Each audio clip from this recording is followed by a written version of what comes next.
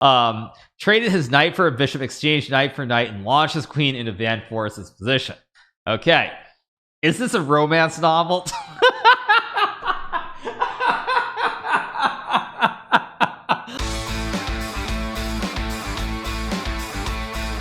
The former chess prodigy Hikaru Nakamura was widely disliked on the professional circuit. Then he started streaming. All right, that's funny. Considering that hasn't actually been the case for a long time, that's kind of amusing to hear. But it's an article, it's drama, it's what it is. Okay, let's keep going. All right. In the early afternoon of February 1st, the American chess grandmaster Hikaru Nakamura was live streaming to some of his 1.4 million Twitch followers, deciding how to approach his next online game.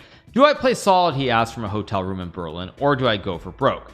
He was in 4th place with just 2 games left in a blitz tournament, quick matches in which each side gets 3 minutes to move, and was debating between a study opening likely to result in a draw or a dynamic one. Start with a roast. I don't need to start with a roast, but since you guys are asking me about it, I'll be very clear about that. When you see something like that, that hasn't been true for a long time on the professional circuit. That hasn't been true for at least probably a decade. When I first broke in around 2009 2010, that was definitely true, but it hasn't really been true for many years now. So that is the first thing I will add. But again, it's not really a big deal. I think this article is written by someone who's obviously not going to every chess tournament, so like I'm not really going to get annoyed by that. All right. What's it say? Or do I go for broke? He was in 4th place with just 2 games left in a blitz tournament, quick matches in which each side gets 3 minutes to move, and was debating between a study opening likely to result in a draw or a dynamic one. I should try to win, he concluded seconds later. His opponent was Jordan Van Forest, the 26th best player in the world and an advisor to the world's best Magnus Carlsen. Jordan's being like uber solid, Nakamura said a few moves in, scrunching his face. It's kind of annoying. He traded his knight for a bishop, exchanged knight for knight, and launched his queen into Van Forest's position. A draw. Okay, I have to be honest. The description is a little bit unusual. It's a little bit unusual, and I think this is also kind of why I'm going to say you have to take into consideration the people who are writing these articles. You can't just like assume they're people from the chess world automatically, because traded his knight for a bishop, exchanged knight for knight, and launched his queen into Van Forest's position. Okay, a draw. Is this a romance novel?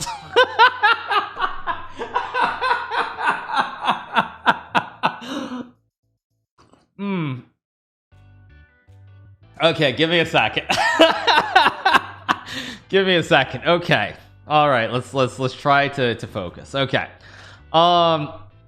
Okay. Just to go back there, it's kind of annoying. He traded his knight for a bishop, exchanged knight for knight, and launched his queen into Van Forest's position. A draw is just not good enough, he said. I can't do it though. Then he had an idea. I'm gonna try to win this. It probably doesn't work, but I'm gonna try. With 20 seconds left, Nakamura unleashed an all-out attack, sacrificing his queen and sending forth 2 rooks and a bishop, coercing Van Forest's king into a dismal retreat. Yeah, I'm winning, Nakamura said with a wry smile on his face. Chess is a tough game. Chess is a tough game. Now that's the one where he played b3 on move 1, by the way, and he had a checkmate where my king was running around the board to like d8, c7, and so forth. All right, chess is a tough game. Chess is a tough game. Okay. For most players, the statement is obviously true. For Nakamura, it's not so clear. Born in Japan and raised in White Plains, New York, he became the country's youngest American chess master at 10 and its youngest grandmaster at 15, besting Bobby Fischer for both distinctions. Now, again, I don't want to be critical of the journalist who wrote this, but this is factually not true.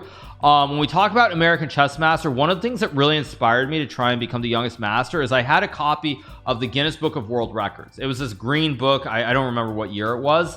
And in the book they had the record for youngest chess master, and that the record at the time was held by an American player. His name is Vinay Bhatt from San Francisco, California, and he held that record at the time. So when the sort of the inspiration or you know what led to that was seeing Vinay's name in that book and trying to break the record. So it was actually not Bobby Fischer for master. It says Bobby Fischer for both distinctions, which is just not factually correct. So I do want to point that out. Because I think Vinay is certainly a very strong player. I don't know if he ever became a GM, but really nice guy and really strong player. All right. A year later, in 2004, he won his first of 5 US chess championships.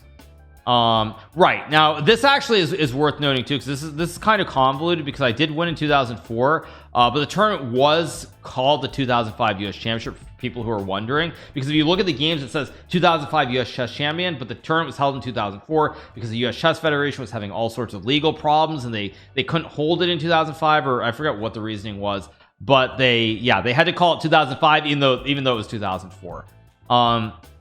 Okay. So anyway, all right. Known for an attacking style in a brash, arrogant manner, Nakamura became a controversial figure in the chess world. Are you kidding? He muttered to his opponent during a 2007 game, channeling more pro wrestler than chess scholar. Let's go. Come on, bring it. All right. Okay. Interesting way of putting it. I'll be blunt about this. So it's funny that they're talking about stuff that's like 2004 and 2007, I guess, but hey, all right. And it's saying, are you kidding me, is a little bit much too. Now 34 and possessing more emotional control. Okay, I'm gonna stop for a second and say this. Like, this is just ridiculous, because the narrative that they're giving off here is simply not true. Simply not true at all, because as I've said before, there is a very specific window of time when this was true, and I'll make it very clear. The period of time when this was true was probably from the time I was about 14ish, when I really started having my rise, when my ratings started going up a lot, to probably about the time that I was about 22, 23, which is actually right around the time that I broke into the professional circuit. So I would say, probably, to put that in perspective of years, it was probably around 2000, 2001 to about 2010 or 11 in that period of time. I just want to say that this guy's a fan of probably edit his post after he hears what I say. I mean, sure, if he wants to, absolutely. But I'm not a big fan of this, because this is simply not completely true. Okay. Now 34 and possessing more emotional control, Nakamura is the most popular chess streamer on Twitch, where he's known for bulldozing top competition while answering questions from his chat, deciphering memes, and recounting move sequences in games that he played several years ago. In one Chess.com exhibition, he opened a new account, played every game with the Bomb Cloud opening, a dubious second move king advancement dubbed an insult to chess, and reached the site's top 40 players. Anyway, he has beaten several grandmasters 10 times back to back to back, a defeat so humbling that it's referred to as an adoption. Now, I'm pretty sure this is funny too. They say it's so humbling that it's referred to adoption. I'm pretty sure when the Chess Bra coined the term adoption, it had nothing to do with humbling. It had to do with insulting the opponent. It did not have to do with it being humbling at all. It was not intended in that way. It was intended as 100% an insult. So it's kind of funny that they say humbling, because I guarantee you, when Eric and the Bros came up with that phrase, it was not intended to be humbling at all. So okay, let's keep going. Actually, speaking of which, I didn't even read the next sentence. It says simply not falling victim to one is an immense honor. That's it. The Grandmaster Eric Hansen bellowed after following 9 straight losses to win. You're not adopting me. Not today. I didn't even notice that was the next sentence. That's comical. Okay, that's really funny. It is partly because of this online notoriety that Nakamura was given a wild card selection to the International Chess Federation Grand Prix, a series of 3 tournaments that decide 2 of the final spots to the Canada's tournament, the winner of which contends for the World Championship. I'm gonna be honest. Like, I actually have to be honest.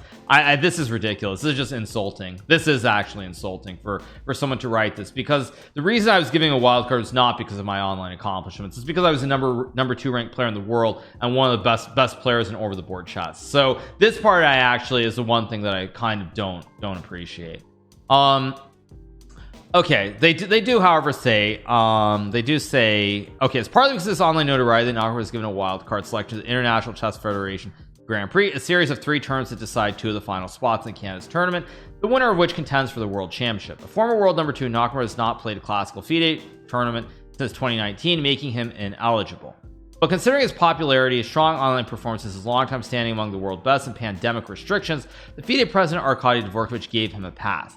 The chess community will be delighted to see him sitting at the board again, he said. Yeah, I mean, also, I have to say this. When I look at these quotes that are being used in the article, this quote, the chess community will be delighted to see him sitting at a chessboard again, I'm pretty sure that's a quote directly from an article. So that it doesn't look to me like there was an actual, it doesn't look like Dvorkovich he actually spoke to Dvorkovich about this quote. Anyway, so let's keep going. What do we have? Most were, but not everyone was. The Grandmaster Sergei Karyakin's wife Galia Kamalova called the defeated wildcard selection a clown show and bemoaned Nakamura's admission. It's like a hockey player who hasn't skated on ice in 2 years and instead played hockey online all the time, but he's still invited to play on the country's real team, she wrote in a statement. Can you imagine such a situation in Russia or Canada? Karyakin would later be banned from all FIDE competitions, including the candidates, for 6 months, owing to his outspoken support of Russia's invasion of Ukraine. Some agreed without using such bad analogies. Kamalova suggested the Russian Andrei Esipenko for one of the slots, an 18-year-old grandmaster who had recently beaten Magnus Carlsen. Okay, all right.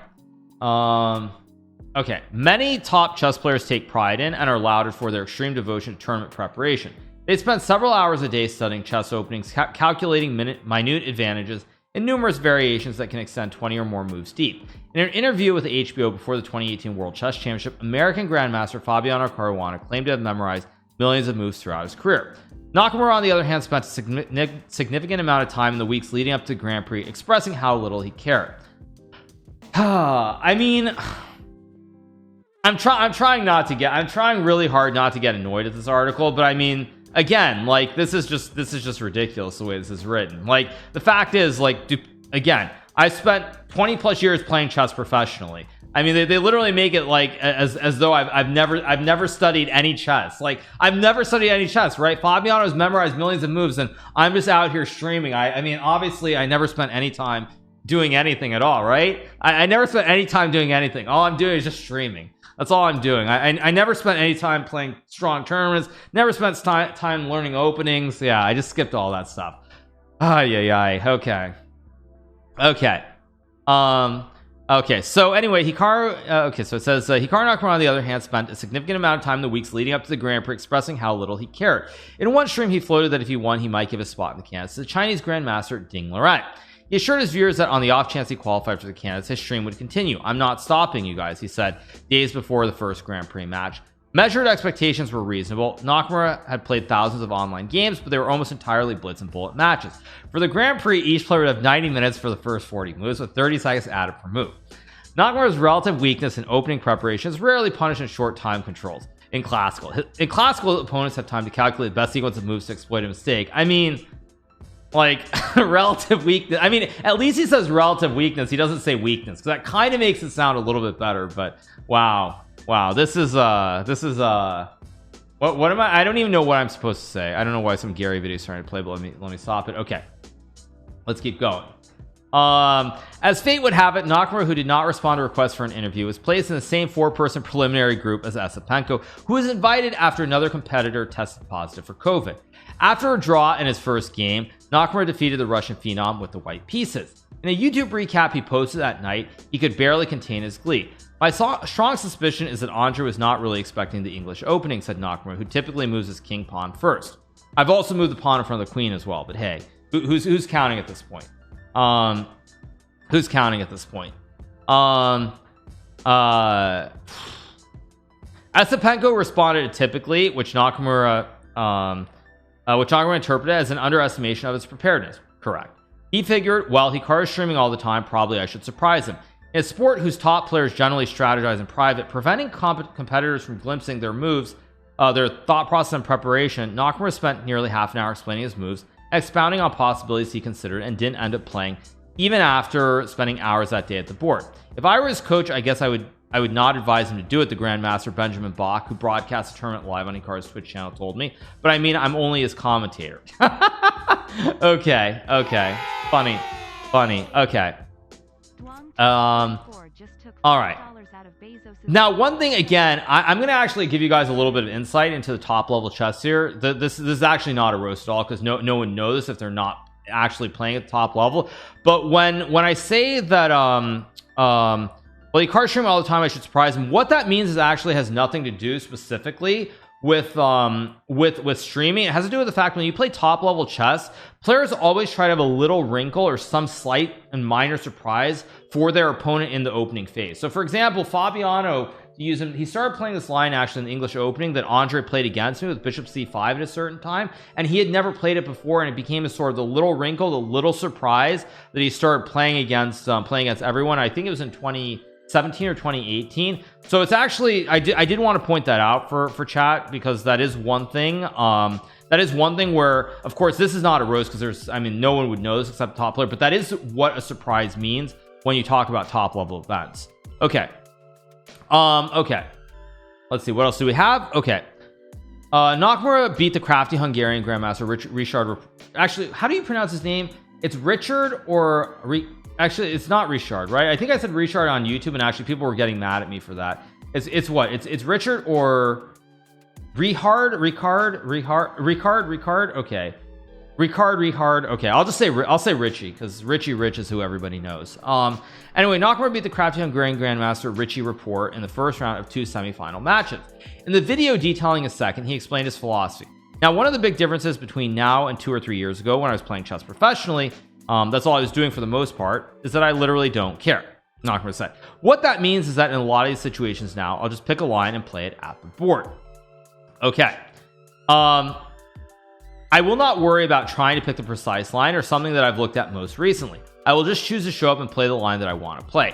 Now, again, oversimplifying it just a little bit of an oversimplification, because it doesn't mean that I'm not preparing. It doesn't mean I'm not preparing and just just showing up and just playing moves. But hey, anyway, what that means, or wait, sorry, where was I? Also, they put it in this is in italics, right? So this means yeah, it's in italics. Kind of interesting. Okay, yeah, it's a direct quote. No, this is a direct quote. So, or actually no, it's not. Wait, where are the quotation marks? Not to be no, it's not a quotation mark. Or where are the end quotations? Wait, where? Oh, it's after play. Okay. Chess competitions is stressful. Or wait, chess competitions is stressful, and being one of the best players in the world doesn't make it any less so. After a draw on day 5 of the tournament, Rapport, who won the second leg of the Grand Prix and clinched a spot in the candidates weeks later, gave an unrelentingly brutal post-match interview in which he called himself the toughest opponent and pondered what he could have done with his life had he not devoted it to an underfunded, unforgiving game. Ouch. That's yeah, that is pretty rough, I have to say. Did Richard actually? But wait a second, this is not in quotes though. So Richard did not actually say this. So this is a journalist saying underfunded, unforgiving game, actually, right? Because this is not in quotes. Yeah, this is not in quotes. I actually don't like this. I don't like I don't like this necessarily, but all right. Right? Am I crazy? He did say it the next game. He says, I wish I had chosen something else, Rapport said. If I put in a similar amount of time and energy over the years, I think I'd be a happier person. Now, that actually doesn't say anything about underfunded, unforgiving though, or underfunded. It doesn't say underfunded though. He just says he wish he had chosen something else. But he says, I wish I had chosen something else. All right. Okay. Let's keep going. I think I'd be a happy person now. It is only in this context that Nakamura's I don't care mantra approaches truth. Once held, wait. It's only in this context that my mantra approach truth. Okay, that is actually fair. That's correct. Yeah, that's correct. That is correct. Once hailed as the future of American chess, Nakamura had devoted his life to an ultra competitive game, one that only 2 or 3 dozen people can make a comfortable living solely from playing. As he rose up the world ranks, he treated opponents like enemies and used the criticism as fuel, becoming a highly disliked member of the chess scene. All right. In online chess, where he was known for his blitz prowess since the 2000s, he often accused opponents of cheating and fired off nasty messages after losses. The I literally don't care mantra itself is a reference to Nakamura's bitter reaction to a fluke online loss, in which he repeated the phrase many more times than one would expect from someone who literally did not care. Now that I don't believe is actually true, because if I don't want to go back to the drama necessarily, but I could swear that the I literally don't care, the origins I thought revolved around something with the bras and not actually something that were just an individual loss. I thought actually the origins of I don't care had to do with the loss to Eric, and I thought it had to do with the whole chess bra thing, not an actual individual loss. But of course, at this point, every single game that's become something that I say anyway. All right. But I will say, actually, to add to this little bit right here, when they talk about this part about criticism as fuel, like the way that I used to look at the world, it was one of the games against the chess bra, right? It was the game where I lost to him. I think it was the game I lost to him on time, which then led to the whole YouTube thing and all the insanity is what it led to. So that it was definitely a loss against Eric, if I'm not mistaken. It's the game that led to all the drama. It's the game where basically he offered a draw, I offered the draw next move. He said he didn't see it, and then of course it spiraled into everything else. So that's what it started with. Anyway, but that's not neither here nor there. Okay, now as I talk about, I will add just a little bit more to this. Treat opponents like enemies and use criticism as fuel. Now I very much viewed everything as sort of myself against the world when I was younger. So 100% like sort of having that fire and like sort of being like disliked was something that I used as the inner fuel 100% to lead to all this. Stop reading this. I mean, it's fine. I have no issue with it. But the difference is now, however, it's completely the opposite. Now none of that stuff actually interests me in any shape or form. All right. Okay, what do we have? Okay, it's a mantra. Okay, there we go. All right, let's keep going. Nakamura is not famous for his introspection, but sometimes in the course of hours-long stream it comes out. For much of my career, much of my life, I've been sort of the bad guy. I'm not someone who's been liked, he said in August 20, diverting his gaze from the camera. I've always been perceived as a person who people don't want to root for, who people don't like. So to have all the support from you guys, to sort of know that there are fans who do support me, it does mean a lot. In regular competitive chess, Nakamura likes to get a mental edge from knowing that even without top results, he can still make a living from streaming sponsorships. When a single mistake during a several-hour game can lead to a quick downfall, it's also nice to have people who wish for your success. For the first time in his career, he has this huge fan base behind him. The Grandmaster and streamer Daniel Naroditsky told me, and that's giving him confidence. I think when Hikaru is confident, he's absolutely unstoppable. All right, let's keep going. I'm watching this since a few months and I don't think you're envious nor mean. Well, again, times change. I mean, that's the main thing that the main issue that I have with a lot of the stuff, and it's not even this article, is that people try to have a little bit of revisionist history, and that they try to say that it's something that's like recent in my career. That's the main issue I have with it. I don't for a second try to pretend that like, oh, like none of this stuff is true, or no, it never happened. It all happened. It's all very true. But the fact is, like the being like really disliked and all that stuff, most of it stems from a period when I was a teenager. It stems from a period when I was like 12, 13, 14 until probably I was about 20, 21, 22 and I started breaking into the elite tournaments. And that's the only qualm I have with this stuff, is that it's not, I mean, that's not to say that I can't get really mad, but like the really nasty messages where it's like you say like, you know, go back to Loserville, F off, F this, F that, like all that stuff, and it just doesn't happen. So that's the main issue that I have in general with a lot of the stuff. Okay, now of course I'm not trying to pretend that that's not very bad at the end of the day, but that's the main issue I have with this stuff. Okay, anyway, let's keep going. Where were we? Okay, let's keep going. After 2 draws in the finals, Nakamura beat Levon Aronian, the world's fourth best player in 2 straight rapid tiebreakers. The two stood side by side for the post-match interview. Nakamura was asked whether playing so many quick online games contributed to his win. Acknowledging the sacrifice he made to opening preparation, Nakamura said, yes, in terms of just practically speaking, I've played more than anybody over the last couple of years. He offered, yeah, I'm the mayor of Loserville. Yeah, mayor of Loserville. Exactly, yeah. Yeah, okay. Where was I just lost my train of thought.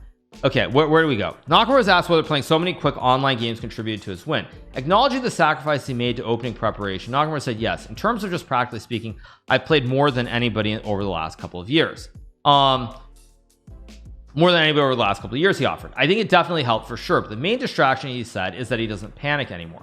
When he got into a bad position in the final rapid game, he just found good moves. In the past, by the way, and this is not on the author, but when he says I found good moves, this is actually me being very self-critical here. That's not true, because if I had found the right move, there was one position where I should have gone a5 and I would have drawn the game. So that's actually not true. because I didn't play correctly and Levon did have pressure. He had actually quite a bit of pressure in the end game in that second in the second game. So that's actually not on the author, but that's me like just clarifying that I did not actually find the best moves in that game, because there was one moment when I could have played this a5 pawn move to exchange the pawns on the queen side and I would have drawn on the spot. So I did not actually find all the best moves in that game. In the past, he might have thrown it away. The biggest difference is the mindset versus a couple of years, Nakamura admitted, and just in general, I'm a lot happier now. Nakamura would go on to clinch a spot in the candidates and then proceed to post a video not carrying my weight to the candidates, in which he energetically reviewed his final win for 25 minutes and thanked his fans for their support. As for whether or not he would participate in the candidates tournament held in June and July, his previous ambivalence had faded. It's going to be a lot of fun, he said. Obviously, I'm really looking forward to playing in the event. All right, so overall, I mean, there's some things that I'm not thrilled by chess wise, but yeah, it's a decent article. Yeah, you know how to act very unprofessionally, just own up to it and do better as a person. Well, I'm gonna start banning people if they want to be douchebags. That's all that I have to say. Karateka, yeah, goodbye, dude. Yeah. So decent article. I mean, there's certain things I don't like obviously in it, but overall it's an article. Yeah, I'd give it probably like 5 out of 10. 5 out of 10, plain and simple. Yeah, that's just what I would say. 5 out of 10. Yeah. Author to acknowledge Chessbra. Yeah, actually, you know, there is one thing that's weird about this. I mean, I'll probably talk to Benjamin, but as I read through this article, there's so many quotes in here that look like they're just literally taken from streams and interviews, like on stream. So it's kind of a little bit odd from that standpoint, but hey, it's an article. It's just an article. 410 for me, badly researched. Yeah, I mean, yeah, 8 out of 10 for me. For a normie, this is very good, and most of those inaccuracies were minor. I mean, the chess inaccuracies no one's gonna be annoyed by, of course, but yeah, it is what it is. It is what it is. All right, we are also learning at that young age stupid this guy is looking to cancel you and bash your rep from this garbage. Yeah, I don't know. I mean, I do have to say it does have a certain tilt to it, but whatever. Yeah, trying to paint me a certain way for no benefit. Yeah, it is what it is. It is what it is. Like I said, I mean, to be quite honest, as I said before, like plenty of times I've said that, like, you know, what gave me that drive and that fire was actually having that like me against the world attitude and basically, you know, being hated in a sense and just like using that as a fuel, kind of as like, okay, I'm just gonna prove everybody wrong, you know, F them completely. I'm just gonna be the best. So like that really was what fueled me when I was younger, 100%. But that really hasn't been the case. Like I can still get annoyed. I mean, make no mistake, like I can get annoyed and like, you know, someone doesn't, you know, accept a rematch on an odd number of games, or, you know, there's some flag or something that I wouldn't do with 10 seconds. Of course I can get annoyed by it. But that being said, that I will say that's a far cry. I mean, I think that's very mild and that's really nothing. I mean, everybody gets annoyed over games, but it's much ado about nothing. Whereas like the stuff in the past is, I mean, is a little bit more for sure.